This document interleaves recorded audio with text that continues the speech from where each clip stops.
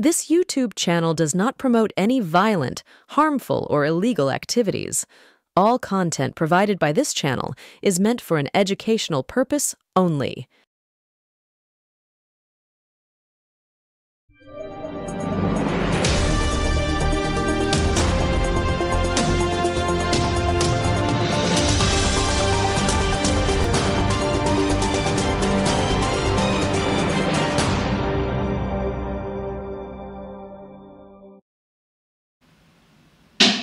নমস্কার, শুভ সন্ধ্যা। আমি আপনাদের প্রবীর বিশ্বাস, আর আপনারা দেখতে শুরু করেছেন বিশ্বজোড়া বাঙালির আওয়াজ এনকে ডিজিটালের সান্ধ্য সম্প্রচার এক্স ফ্যাক্টর।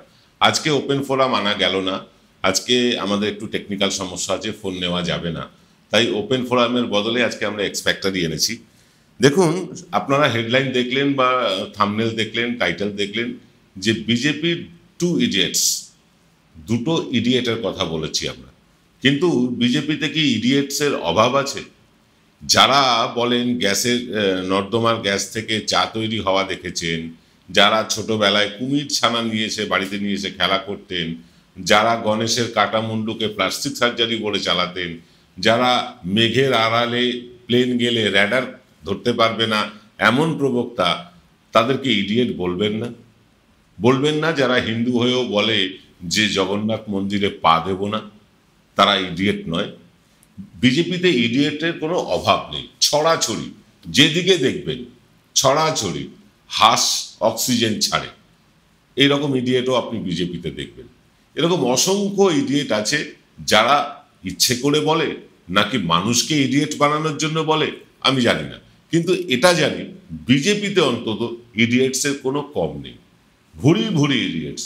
সেরকমই দুজন ইডিয়েটসের কথা আজ আপনাদেরকে বলবো আজকের আমাদের এক্স ফ্যাক্টর অনুষ্ঠানে। দেখুন, প্রথম নামটি হচ্ছে বিজয় শাহ। হ্যাঁ, মধ্যপ্রদেশের তিনি আবার মন্ত্রী, আদিবাসী নেতা, বেশ বড় নেতা। বিজয় শাহের হাতে রয়েছে 22% আদিবাসী ভোট। 22%, মধ্যপ্রদেশে 22% আদিবাসী ভোট শুধু তার কবজাতে। 47টা বিধানসভা, 47, 47টা বিধানসভা আর 6টা লোকসভার নির্ণায়ক কিন্তু এই আদিবাসী ভোট। আদিবাসীরা যাকে ভোট দেয় এই 47টা বিধানসভা আর 6টা লোকসভায় যেতে তারাই, আর তাদের নেতা হচ্ছে এই ইডিয়েট বিজয়। আমি প্রত্যেকের নামের আগে ইডিয়েটটা বসাতে বাধ্য হচ্ছি। এই বিজয় শাহ মধ্যপ্রদেশ সরকারের মন্ত্রী, যিনি কর্নেল কুরেশি তার বিরুদ্ধে যে ঘৃণা মন্তব্য করেছেন, তার বিরুদ্ধে বিজেপি কি কোনো ব্যবস্থা নিয়েছে? তাকে মন্ত্রিসভা থেকে বসিয়েছে? না, তাকে মন্ত্রিসভাতেও রেখে দিয়েছে, বিজেপি কোনো ধমক ধামকও দেয়নি। অথচ এই কর্নেল কুরেশি উগ্রপন্থীদের বোন, এই কথাটা বলার দুঃসাহস তিনি দেখিয়েছেন। আদালতের ধমক খেয়ে অবশ্য নামকে আসতে একটা এফআইআর করা হয়েছে মধ্যপ্রদেশ পুলিশের পক্ষ থেকে। তার প্রেক্ষিতে আবার আদালত স্পষ্ট ভাষায় বলেছে এফআইআর এমনভাবে করা হয়েছে যাতে বিজয় শাহ হাসতে হাসতে ছাড় পেয়ে যায়। তাই নতুন করে আবার এফআইআর করতে হবে মধ্যপ্রদেশ পুলিশকে। এর পরেও কি ন্যূনতম লজ্জা আছে বিজেপির? বিজেপিরই এক নেতা সদম্ভে বলেছেন আদালত আমাদের ব্যাপারে হস্তক্ষেপ করবার কি? ভাবুন একবার, এরা আদালত মানে না, সংবিধান মানে না, দেশের সেনাদের সম্মান করতে জানে না, দেশের বর্ডার এই সরকারের হাতে সুরক্ষিত নয়। যখন তখন অন্য দেশের জঙ্গিরা ঢুকে নিরস্ত্র মানুষকে, নিরীহ মানুষকে হত্যা করে চলে যাচ্ছে। এই বেশরম বিজেপি আর কতদিন এভাবে লাজ লজ্জার মাথা খেয়ে শুধু হিন্দু মুসলমান করে ভোট চাইতে আসবে আমাদের কাছে? ওদিকে মধ্যপ্রদেশেরই ডেপুটি চিফ মিনিস্টার, যেমন তেমন লোক না, ডেপুটি চিফ মিনিস্টার জগদীশ দেবড়া, সে তো সমস্ত লক্ষণ রেখা পার করে গিয়েছে। এই ইডিয়েট জগদীশ দেবড়া, সে বলছে সেনা জওয়ানেরা মোদির চরণে নতমস্তক। এইরকম দুঃসাহস ভারতে এর আগে কেউ দেখাতে পেরেছে? সেনাদের আমরা সর্বোচ্চ সম্মান করি, যে সেনাদের জন্য আজও আমরা এদেশের 140 কোটি মানুষ নিশ্চিন্তে ঘুমোতে যাই। সেনাদের এই অপমান এভাবে এর আগে কেউ করেনি। বিরোধীরা তো এর প্রতিবাদ করবেই, করেছেন কংগ্রেস প্রবক্তা সুপ্রিয়া শ্রীনেক। আমরা এই জগদীশ দেবড়ার যে কুখ্যাত বক্তব্য সুপ্রিয়া সিনেটের তার প্রেক্ষিতে যে বক্তব্য সেটা আগে আমরা একবার শুনে নেব। কি বলছেন সুপ্রিয়া সিনেট, শুনে নিন। प्रधानमंत्री जी को हम धन्यवाद देना चाहेंगे और पूरा देश की वो सेना, वो सैनिक उनके चरणों में नतमस्तक है। जिन्होंने हमारी बेटियों के सिंदूर उजाले थे, वही कटे पिटे लोगों को हमने उन्हीं की बहन भेज करके उनकी ऐसी करवाई। प्रधानमंत्री मोदी के चरणों में नतमस्तक है, ये कहना है बीजेपी के मध्य प्रदेश के उप मुख्यमंत्री जगदीश देवड़ा का।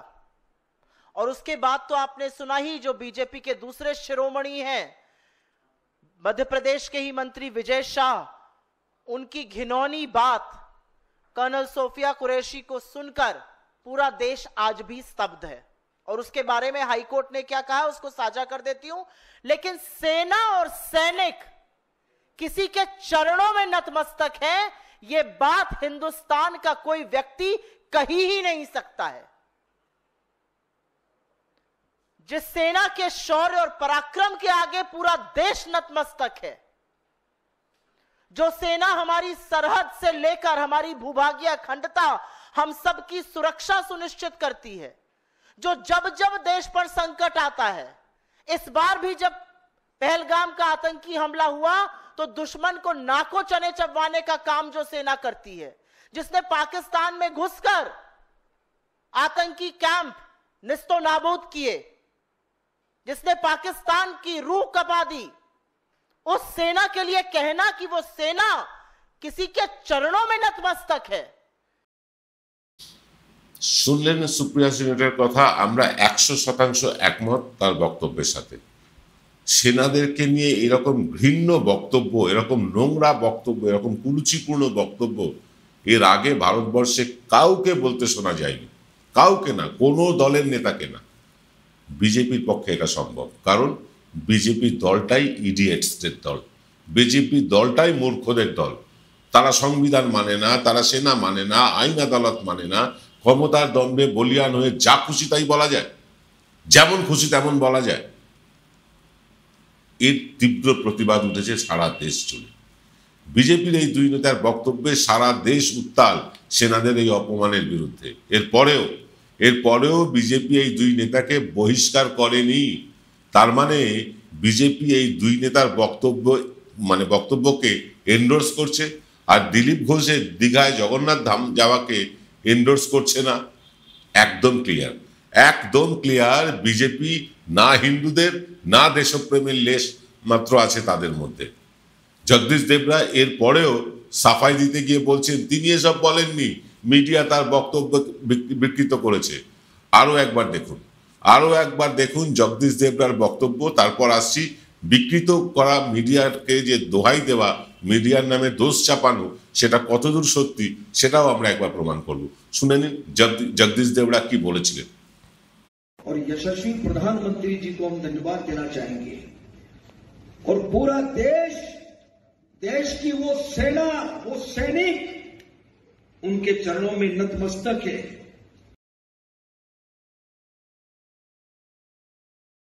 কথাটা শুনতে পেলেন? পুরো সেনা নাকি নরেন্দ্র মোদীর কাছে নতমস্তক। কেন? তাও আবার ওনার চরণে।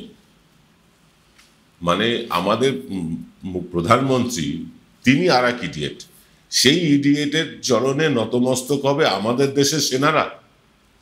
আপনার এই ভিডিওটি দেখে কোথাও কি মনে হলো যে ভিডিওটা বিকৃত করা হয়েছে, এডিট করা হয়েছে? মানে জগদীশ দেবরা যেটা বলবেন সেটাই ঠিক, যারা ভিডিওটি দেখছেন তারা সবাই ভুল। আমরা আসবো এসব নিয়ে, তবে নিয়ে নিতে হবে ছোট্ট একটা বিরতি। জয়গুরু রত্নভান্ডার জ্যোতিষীমা, এখানে গোল্ড মেডেলিস্ট জ্যোতিষী বসেন। হাই কোয়ালিটির আসল গ্রহরত্ন সবচেয়ে কম দামে এখানে পাওয়া যায়। স্থান বেলঘড়িয়া রানীপার্ক বটতলা 2 নম্বর রেলগেটের নিকটে। 9681345722 এবং 9007778922। ফিল্ম বিরতির পর আপনারা দেখছেন বিশ্বজোড়া বাঙালির আওয়াজ এনকে ডিজিটালের সান্ধ্য সম্প্রচার এক্স ফ্যাক্টর। প্রথমেই আপনাদেরকে বলি চ্যানেলটা আমাদের সাবস্ক্রাইব করুন, আমাদের পাশে থাকুন। চ্যানেলটি সাবস্ক্রাইব করলে আমরা উৎসাহিত হই। নিচে দেখুন লাল রঙের সাবস্ক্রাইব লেখা আছে, সেই অংশটিতে টাচ করুন, বেল আইকনে টাচ করুন, তাহলেই আপনারা আমাদের সাবস্ক্রাইবার হয়ে যাবেন। আর যারা আমাদের মাসিক অনুদান পাঠাচ্ছেন তাদেরকে সকলকে ধন্যবাদ। মাসিক অনুদান পাঠানোর জন্য আপনারা 9830075869 এই নম্বরে পাঠিয়ে দিতে পারেন, গুগল পে, ফোনপে, পেটিএম ইত্যাদি করে। আর যারা সেটা না পারবেন আমাদেরকে সরাসরি এই নম্বরে ফোন করতে পারেন, আমরা আমাদের অ্যাকাউন্ট ডিটেল দিয়ে দেবো। তাও যদি না পারেন, যে বারকোডটি দেখা যাচ্ছে বা কিউআর কোডটি দেখা যাচ্ছে এখন স্ক্রিনে, সেটিতে স্ক্যান করলেও আপনারা আমাদেরকে মান্থলি অনুদানটা পাঠাতে পারেন। যাকে আসছে আজকের অনুষ্ঠানে দেখুন, এই যে নেশন ফার্স্ট বলা, দেশপ্রেমিকের দল বলা, বিজেপির বড় বড় নেতা নরেন্দ্র মোদী, অমিত শাহ, জেপি নাড্ডারা এই দুই নেতাকে দল থেকে তাড়িয়ে কেন দলের ভাবমূর্তি স্বচ্ছ করছেন না? এর উত্তর রাজনাথ সিং আগেই দিয়েছিলেন। তিনি বলেছিলেন বিজেপিতে বহিষ্কারের কোনো নিয়মই নেই। মানে এত বড় ইডিয়েটদের দল, মানে ইডিয়েটই ভর্তি, কে কাকে বহিষ্কার করবে? যে বলে নর্দমার থেকে যে গ্যাস হয়, সেই গ্যাস থেকে চা তৈরি হয়, সেই ইডিয়েট বহিষ্কার করবে এই ইডিয়েটদেরকে? ইডিয়েটরাই ইডিয়েটদের বহিষ্কার করবে? এটা হয় নাকি কখনো? তাই ঠিকই বলেছিলেন রাজনাথ সিং যে বিজেপিতে বহিষ্কারের কোনো নিয়ম নেই।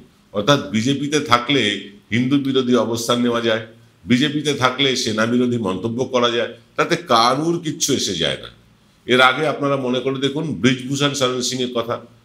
এই ব্রিজভূষণ শরণ সিংয়ের বিরুদ্ধে মহিলা কুস্তিগিরদের মলেস্টেশন করবার অভিযোগ উঠেছিল। বিজেপি কি তাকে দল থেকে তাড়িয়েছে?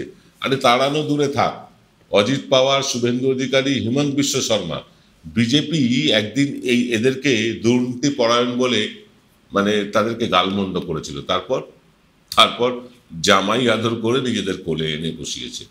কোথায় গেল আরএসএস এর আদর্শ? কোথায় গেল আরএসএস এর সেই বড় বড় কথা? কোথায় গেল বিজেপির দ্য পার্টি উইথ ডিফারেন্স বলার গালগপ্প? তার মানে কি শুধু একের পর এক রাজ্য দখল নিয়ে সেই রাজ্যের খনিজ সম্পদ, পার্ক থেকে শুরু করে বিমানবন্দর সবকিছু আদানিকে পাইয়ে দেওয়ার ধান্দাবাজি? ভোট এলেই সনাতনী বলে নানা রকম প্রচার, তীব্র মুসলিম বিদ্বেষ, বিরোধী দলের নেতাদের জেলে ঢুকিয়ে দেওয়া, সব কি ওই আদানি আর আম্বানিদের স্বার্থে?